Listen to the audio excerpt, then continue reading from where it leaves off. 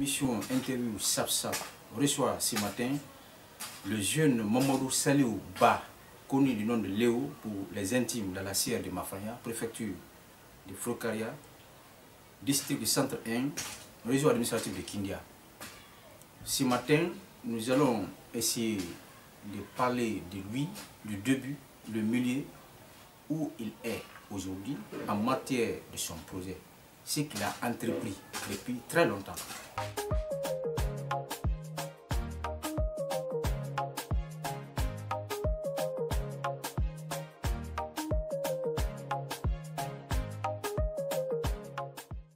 Moi, c'est M. Ba Mamadou Saliou. Pour les intimes, je m'appelle Léo Store.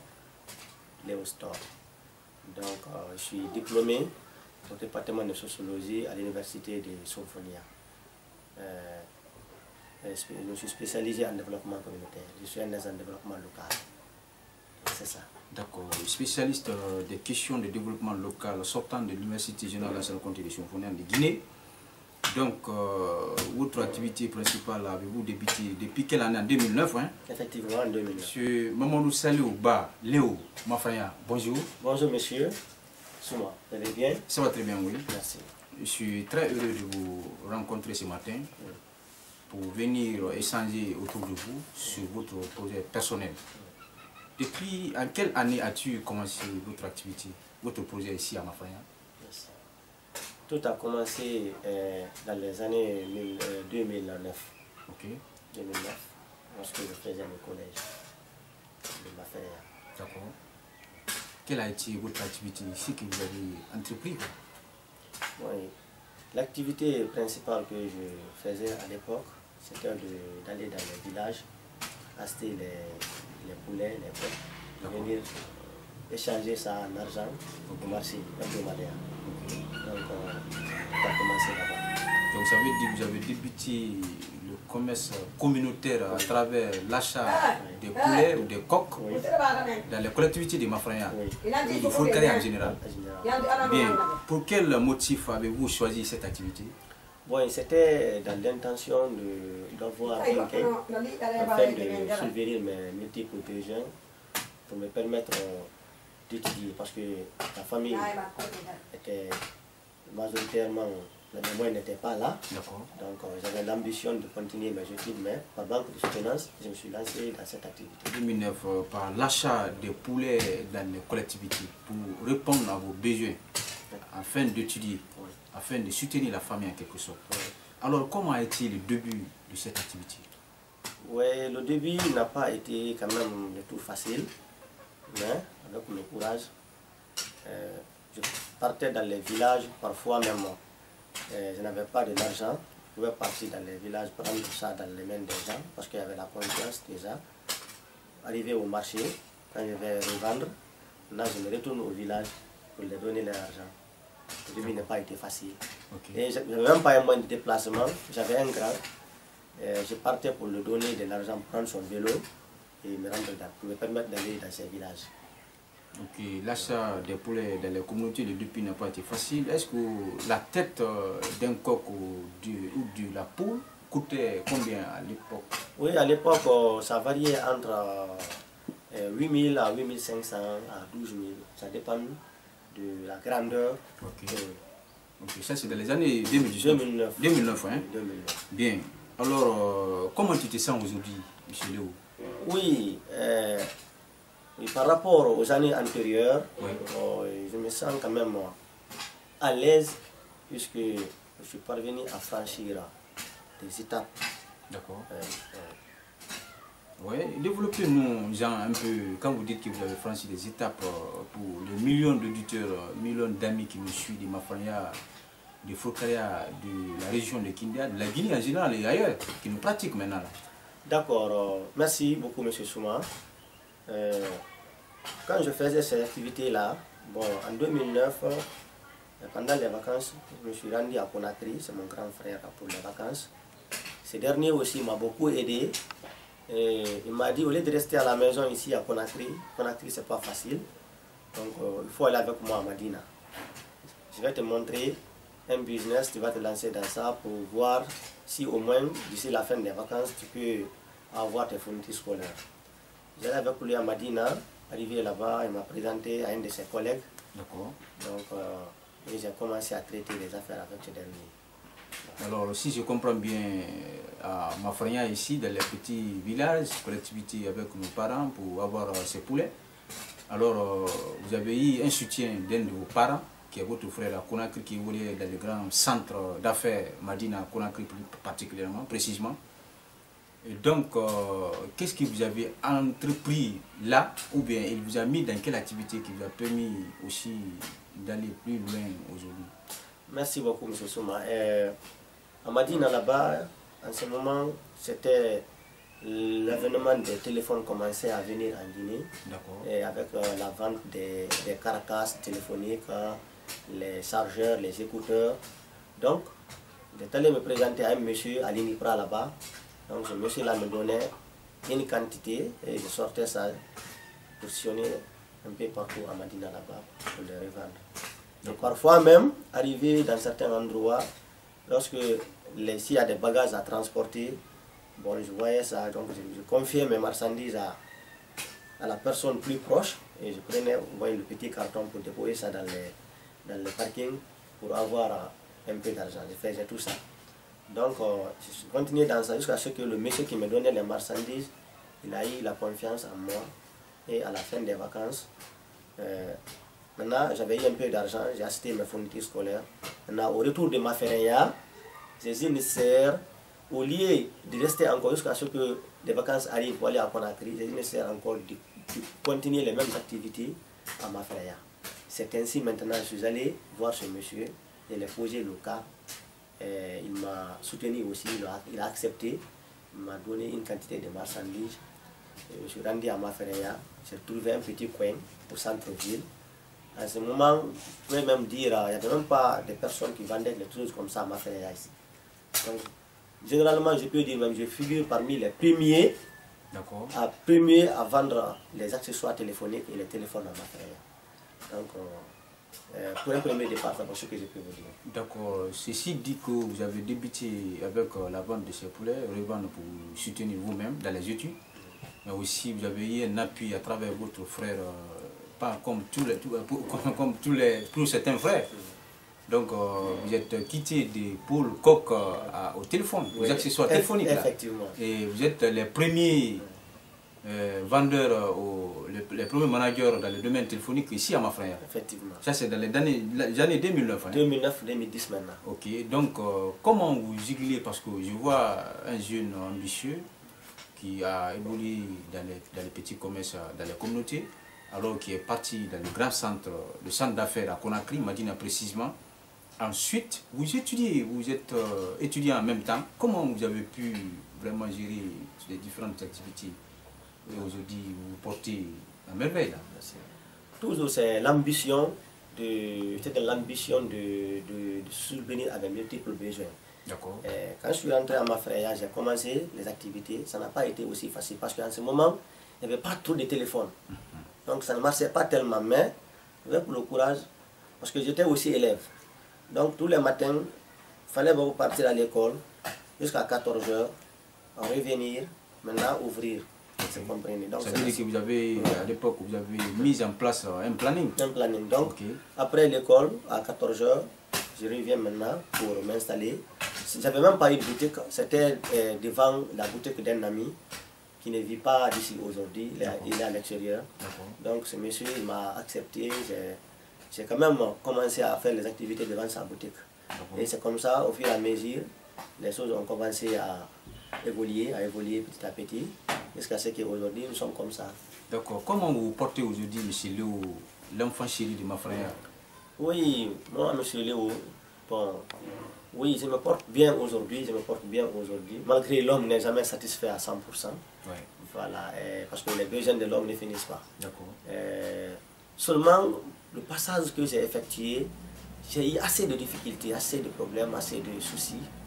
Puisque lorsque je vais vous relater un peu, de 2009-10 jusqu'en 2013, ça n'a pas été facile. Parce que imaginez un élève qui n'a pas de soutenance, qui évolue de lui-même, qui n'a pas un conseiller, qui n'a pas quelqu'un qui peut lui dire va à l'école, il faut aller à la révision.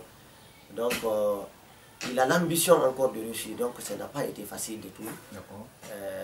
Mais jusqu'en 2012-2013, je faisais des activités comme ça. Et c'est dans ça que j'ai évolué. Mais à un certain moment aussi, j'ai eu assez de problèmes. J'ai eu assez de problèmes dans mes affaires. Vers les années 2018 même, je me rappelle. En 2018, tout l'argent que j'avais eu des problèmes, j'ai perdu tout. Quelle a été la base vraiment de cet affaiblissement concernant votre activité? Votre vision a été handicapée à un moment donné? Merci. Vous savez, les réalités sociales nous imposent certaines choses et l'enfance aussi peut jouer sur les gens parfois. En 2018, la principale cause même qui a fait que j'ai été handicapé dans mes affaires, parce qu'en ce moment, j'avais abandonné un peu ma vision, je suis lancé dans le vice. C'est comprenez. Ça veut dire un jeune, une fois que vous avez débuté difficilement et que vous obtenez un peu, si vous n'êtes pas cadré, vous passez à côté. Merci. Donc je suis passé à côté à travers des amis, à travers les ambitions. Donc je me suis lancé dans le vice. Et c'est dans ça que j'ai eu l'échec. Vous comprenez. Parce que quand je me suis lancé dans le vice, donc il fallait tous les jours sortir, il fallait tous les jours consommer, faire consommer les gens, aller par là, aller par-ci. Donc, finalement, je me suis retrouvé à terre, en quelque sorte. Et comment vous avez pu remédier cela en un laps de temps? Merci beaucoup. Donc, raison pour laquelle je vais dire par là même que ce n'était pas l'échec, mais c'était des leçons pour moi aussi, des leçons de vie pour moi. C'est imaginer, j'étais le seul jeune à ma frère. Le seul jeune à ma frère. Le jour du décès de mon père, m'a mis en prison. Ah bon? Oui, le jour du décès de mon père. Pour quel motif? Voilà. Parce que quand j'avais de l'argent, j'ai dépensé de l'argent aussi, j'avais pris aussi des dettes. J'avais des dettes sur moi. Et c'est compris. J'avais des dettes sur moi. Et le gars qui m'avait donné, qui était mon créancier, ce monsieur, quand il a appris que mon papa est décédé, parce que bien avant que la mort de mon papa n'arrive, j'avais même quitté ma frère, tellement que j'avais des soucis. Je disais nécessaire même de quitter ici.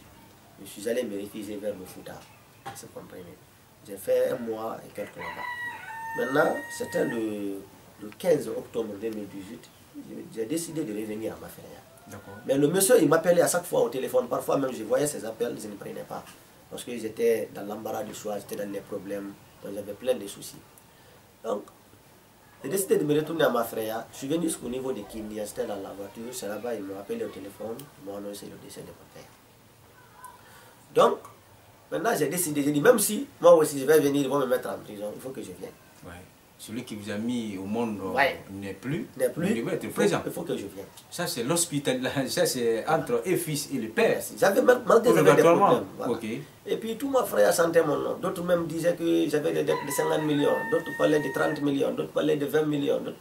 Et le total des dettes, quand j'arrivais ici, le total des dettes n'arrivait même pas à 10 millions. Le total de toutes les dettes n'arrivait même pas à 10 millions. Mais quand je suis arrivé ici la nuit à 23h, en ce moment, ici il y avait une case.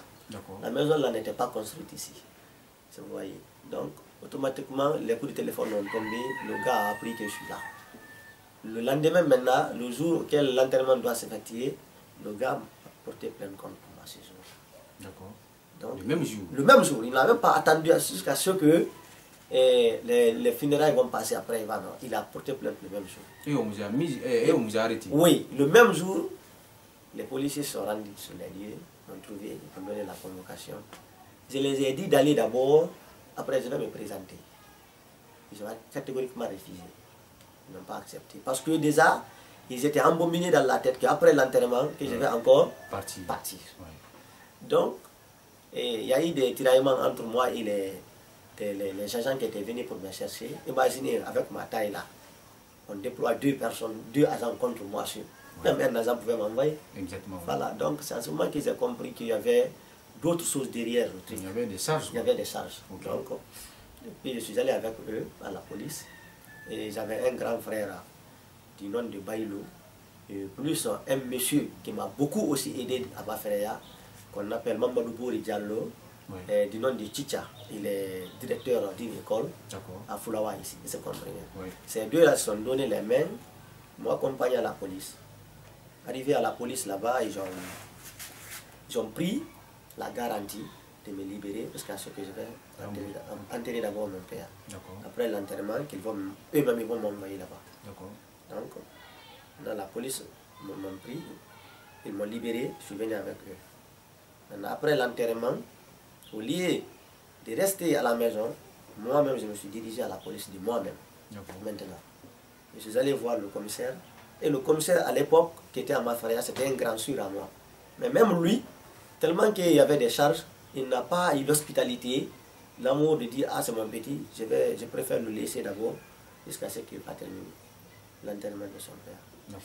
Donc, je comprends très bien que c'est une phase très difficile, un moment critique de votre parcours et de votre combat dans votre projet. Et donc aujourd'hui, je crois que selon tout ce que vous êtes en train de raconter, le début de l'activité commerciale communautaire, ensuite Madina, par le biais de votre frère, vous êtes revenus les premiers, si vous voulez, vendeurs aux petits commerçants qui ont commencé à commercialiser les accessoires téléphoniques. Et jusqu'à ce que vraiment ce problème vous a arrivé à un moment donné de votre parcours. C'est ainsi va la vie. Le bien n'est bien qu'entre il est reconnu bien. La valeur d'une personne n'est pas la somme totale de ses biens, mais plutôt le degré de suprématie de sa conscience. Et vrai, ce qui est visible, toute idée vraie est fondée par la pratique. Dans la vie, selon François Rabelais, ceux qui luttent sont ceux qui vivent. Et donc, comment vous vous portez aujourd'hui? Avez-vous construit? Avez-vous des voitures? Vous êtes-il marié? Oui. Et quel conseil derrière ça vous allez prodiguer pour nos amis qui nous pratiquent maintenant à Mafreya et partout en Guinée et ailleurs dans le monde? Merci. Bien avant que je vais d'abord répondre à cette question, je vais maintenant un peu faire un briefing. D'accord. Et se comprendre. Okay. Donc maintenant, arrivé d'abord maintenant à la police, quand je me suis présenté à la police, le commissaire a appelé, mes deux grands frères sont venus, ils ont pris la garantie de rembourser 300 000 francs chaque mois. Se comprendre. Maintenant, quand ils m'ont libéré, au lieu de me retourner, j'ai essayé maintenant de rester à Mafreya, de m'imposer pour voir si encore je peux relever le défi. D'accord. Donc quand l'idée là m'est venue, j'ai accepté de rester. Je suis allé, pour avoir un départ, je me suis rendu d'abord à Kili. Vous connaissez bien Kili, Mafreya, ici, là où on fabrique les briques cuites. Exact, oui. Donc je me suis rendu là-bas, j'ai investi dans la confection des briques cuites. D'accord. Je suis allé prendre des petits enfants, je faisais des briques, je les donnais un peu. Donc j'ai eu la chance, un patron est venu, il m'a donné un contrat de construction d'une ferme. Donc ce monsieur a acheté toutes mes briques. Quand il a acheté les briques là, c'est en ce moment maintenant, j'ai eu le départ. Dès que j'ai eu l'argent là, j'ai dit merci. Là maintenant, je vais encore me relancer dans mes activités commerciales de téléphone. Antérieures. Donc je suis allé encore reprendre ma petite boutique. Le Tout-Puissant est venu au secours. Au secours. Je suis allé reprendre ma petite boutique. Et c'est dans ça aujourd'hui, vraiment, je suis marié. Je suis marié, je suis un homme marié. Maintenant, je suis en train de répondre à vos questions. Je suis un homme marié. Je suis avec ma femme ici, chez moi. Ici, c'est chez moi. C'est ma propre maison. Cette maison a été construite par mes propres efforts. Voilà. Sans l'assistance de quelqu'un. Bien compris. Voilà. Donc, et ma femme, elle est élève aussi. Elle fait la terminale. Elle va faire le bac cette année. Mes deux enfants, l'autre à 5 ans et 6 ans maintenant, l'autre à 3 ans. Et ils sont tous les deux enfants sont à l'école déjà. C'est la raison pour laquelle vous avez trouvé la maison aujourd'hui, il n'y a personne ici. Bien. Et vous voyez. Et donc, quel conseil as-tu à donner à nos amis qui nous pratiquent, aux habitants ou à nos parents ici, à Mafreya? Vous savez, Mafreya est une collectivité pilote, initiaire de type A, s'il faut le dire, selon, n'est-ce pas, du point de vue densité. Donc, dans l'avenir, je crois que Mafreya serait très, très peuplé, déjà du point de vue densité, comme je l'ai répété. Alors, beaucoup de jeunes sont là, beaucoup de diplômés et beaucoup de personnes qui ont appris le métier. Avez-vous des conseils à les prodiguer? Le conseil que je peux prodiguer aujourd'hui à la jeunesse guinéenne en général, en particulier celle de Mafreya, c'est de prendre le courage et le pardon et de ne pas avoir l'ambition, comme par exemple quand je vois les jeunes qui prennent l'ambition de faire l'aventure, l'immigration clandestine, là, ils comprenez. Oui. Donc après l'étude, après l'université, au lieu d'aller se lancer comme ça dans la merde, c'est de prendre le courage et créer lui-même, créer soi-même une activité génératrice de revenus. Quelle que soit la nature de l'activité, si la personne s'est planifiée dedans, il sait gérer ce qu'il gagne, un jour il va s'en sortir. Donc de ne pas aller ailleurs. En Guinée ici, on peut réussir ici. Il y a plein de Guinéens qui ont réussi ici. Et c'est compris. Qui n'ont même pas mis pied ailleurs. Voilà. Donc ceci dit que vraiment tu as été ton propre conseiller en quelque sorte. Alors je crois que vous suivez l'émission qu'on appelle Interview Sap Sap Show avec Mass Media Guinée, présentée par Ibrahim Molota Souma, l'enfant chéri de Kanya. Et donc, quel appel avez-vous, parce que nous sommes suivis, comme je suis en train de vous dire, partout en Guinée. À Mafraya, les jeunes, à tous les niveaux, sont en train de nous regarder, sont en train de nous suivre. Avez-vous une ambition où des personnes de bonne volonté viennent au secours dans votre projet, ou bien quelle est votre future ambition, votre projet, vos projets en quelque sorte? Et ce que vous en avez comme difficulté, vous exposez, parce que les médecins nous suivent maintenant là. Les gens qui ont le moyen, soit à Mafraya ici, en Guinée et ailleurs. Moi, mon ambition aujourd'hui, ce n'est pas d'aller ailleurs. Mon ambition, c'est de devenir un jeune entrepreneur. Mon ambition aujourd'hui, c'est d'être le patron de soi-même. Au lieu d'aller travailler pour quelqu'un, mon ambition, c'est de créer moi-même et employer des gens. Ah oui. C'est ça mon ambition. Ça s'appelle la richesse. Donc, si je vais lancer un appel solennel, peut-être aux autorités, ou bien un appel aux personnes de bonne volonté, c'est de venir s'associer à moi, créer des entreprises pour la jeunesse guinéenne en général, et particulièrement pour la jeunesse de Bafraya. D'accord. Alors, quel est votre dernier mot, parce que nous tendons vers la fin de cette émission Interview Sap Sap.